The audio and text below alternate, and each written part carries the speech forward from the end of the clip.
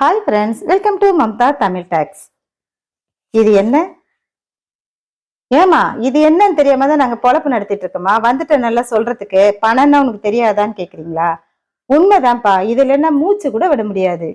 5 மாசத்துக்கு அப்புறம் நம்ம அக்கௌண்ட்ல ஒரு 1000 ரூபாய் கிரெடிட் ஆயிருக்குன்னும் போது ரொம்ப சந்தோஷமா இருக்கு.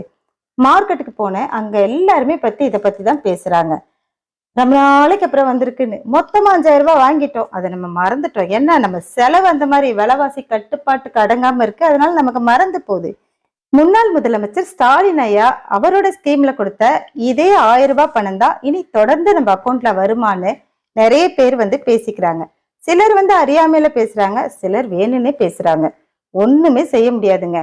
நமக்கு எந்த பணம் யார் கொடுத்தாலும் சரி, நம்ம உழைச்சி சம்பாரிச்சா மட்டும்தான் அது நமக்கு நிலையானதா இருக்கும். நமக்கு ஃப்ரீயே வேணாங்க.